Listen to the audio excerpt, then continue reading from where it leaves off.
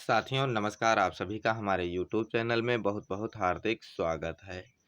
तो जैसा कि आप सभी को पता है कि हमारे द्वारा सिंधु सभ्यता पार्ट 1 पर डिस्कशन हो चुका है। आज हम उसी क्रम में सिंधु सभ्यता पार्ट 2 पर डिस्कशन करने वाले हैं, वो भी टू द पॉइंट। सबसे पहले जिस साथी ने हमारे चैनल को सब्सक्राइब न किया हो सब्सक्राइब कर ले और वीडियो को लाइक अवश्य कर दे तथा ज़्यादा से ज़्यादा लोगों के पास वीडियो शेयर अवश्य कर दें। चलिए दोस्तों, जैसा कि दिख रहा है स्क्रीन पर पहला पॉइंट दिया गया है। सिंधु सभ्यता में कृषि संगठित रूप से की जाती थी तथा अधिशेष उत्पादन होता था। यहाँ गेहूं, जौ, कपास इत्यादि की खेती होती थी। चलिए अगला पॉइंट दिया गया है। कालीबंगा से जुते हुए खेत तथा हल की प्रतिकृति के प्राप्त हुई है। कालीबंगा जो पूरा स्थल है वहां से जुते हुए खेत तथा हल की प्रतिकृति के साक्ष्य प्राप्त हुए हैं। चलिए अगला पॉइंट दिया गया है। सिंधु से के लोग मिठास के लिए शहद का प्रयोग करते थे। अगला पॉइंट दिया गया है। मिट्टी से बने हल का साक्ष्य बनवाली से प्राप्त हुआ है या मिला है। अगला पॉइंट दिया गया है। सबसे पहले कपास पैदा करने का श्रेय सिंधु सभ्यता के लोगों को जाता है, इसीलिए इसे सिंडान भी कहा जाता है। तो कपास की खेती सबसे पहले कहाँ होती थी, किसने की? सिंधु सभ्यता के लोगों ने की, इसीलिए इसे सिंडान भी कहा जाता है। चलिए अगला पॉइंट दिया गया है। लोथल एवं रंगपुर से धान की भूसी का साक्ष्य मिला है। लोथल और रंगपुर जो पूरा स्थल है वहां से धान की भूसी का साक्ष्य मिला हुआ है। चलिए अगला पॉइंट दिया गया है। रंगपुर एवं लोथल से चावल के दाने मिले हैं, जिनसे धान की खेती होने का साक्ष्य प्राप्त हुआ है। तो रंगपुर एवं लोथल जो पूरा स्थल है वहां से चावल के दाने मिले हुए हैं, जिससे पता चलता है कि यहाँ पर धान की खेती होती थी। चलिए अगला पॉइंट दिया गया है। हड़प्पा संस्कृति कांस्ययुगीन संस्कृति थी, फिर भी यहाँ अधिकांश औजार पत्थर से ही बनते थे। हड़प्पा संस्कृति जो थी वो कांस्ययुगीन संस्कृति तो थी, लेकिन फिर भी वहाँ से जो औजार वहाँ बनते थे ज्यादातर वो किसके बनाए जाते थे? पत्थर के। अगला पॉइंट दिया गया। हड़प्पा के लोग गाय, बकरी, बैल, भेड़ इत्यादि पशुओं को पालते थे, जिनमें कुबड़ वाला सांड विशेष महत्व का था, क्योंकि कुबड़ वाले सांड की यहाँ के लोग पूजा भी करते थे।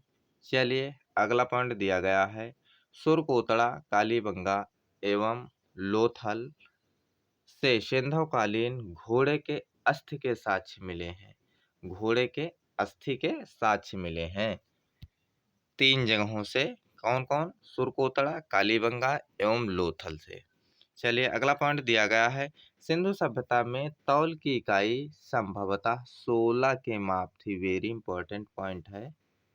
जो सिंधु सभ्यता में लोगों के तौल की इकाई थी वह 16 के अनुपात में थी।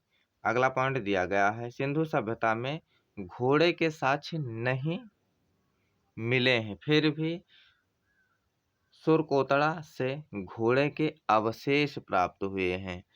सिंधु सभ्यता से जो है घोड़ा पालने का साक्ष्य नहीं मिल पाया है, लेकिन वहां से घोड़े के अवशेष प्राप्त हुए हैं, यानी उनके अस्थि पंजर प्राप्त हुए हैं।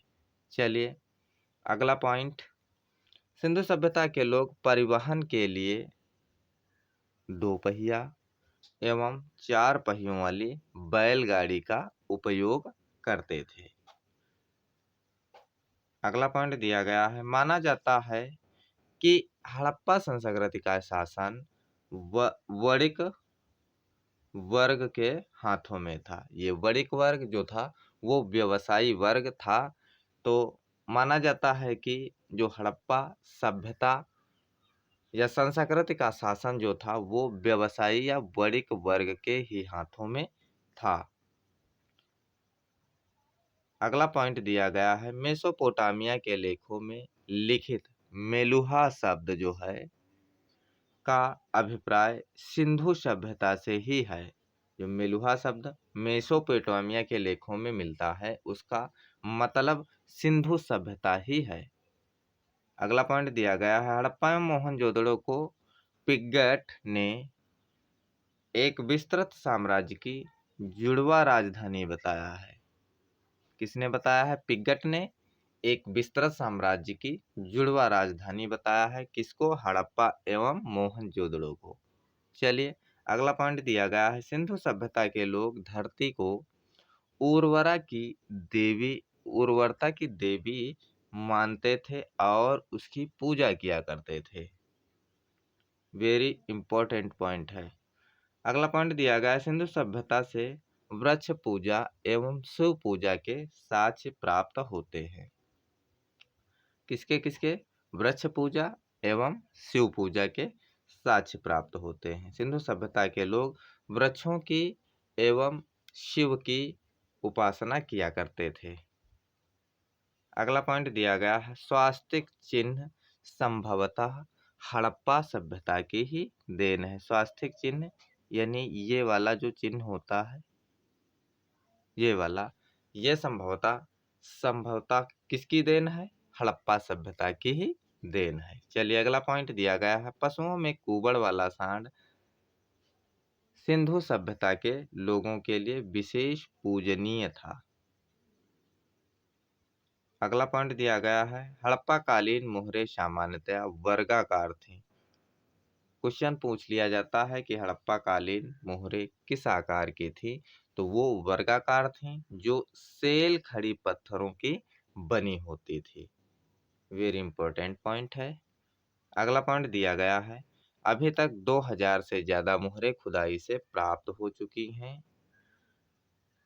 सर्वाधिक मोहरे मोहनजोदड़ो से प्राप्त हुई है।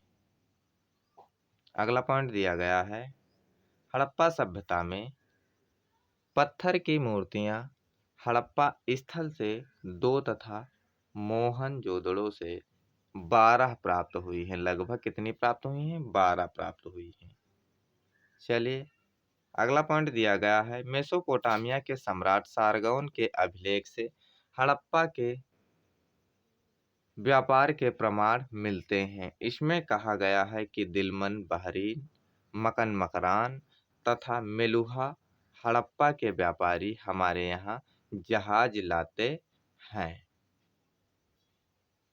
किस अभिलेख में यह बात बताई गई है? सारगोन के अभिलेख में। हड़प्पा काल में आयात की जाने वाली प्रमुख वस्तुएं, जो आयातित वस्तुएं हैं, एक तरफ वस्तुएं दी गई हैं, एक तरफ प्राप्त स्थल या आयातित स्थल कहाँ से आयात होता था। तो पहले नंबर पर दिया गया है सोना। सोना का आयात कर्नाटक, अफगानिस्तान, ईरान 3 जगहों से होता था।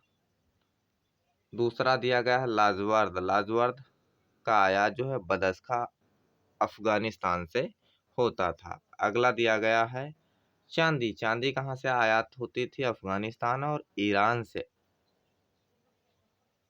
अगला दिया गया है गोमेद। गोमेद कहाँ से आयात होती थी? सौराष्ट्र, जो आज महाराष्ट्र बोला जाता है।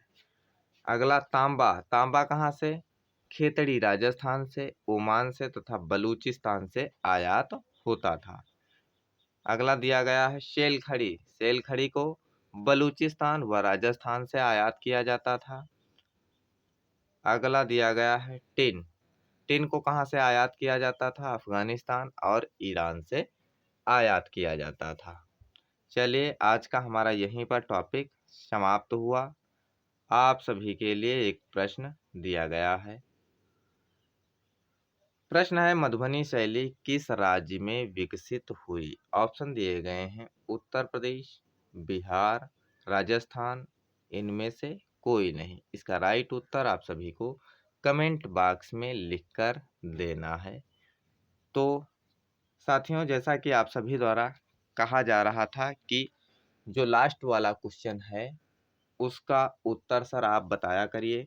तो जो इसके पहले हमारी वीडियो गई थी उसमें जो क्वेश्चन दिया गया था उसका उत्तर हम इसमें बताने वाले हैं। तो क्वेश्चन था उसमें, निम्नलिखित में से कौन सा अकबरकालीन प्रमुख चित्र है? ऑप्शन थे उसके, हमजानामा, अनवर सुहेली, रज़्मनामा, उपर्युक्त सभी।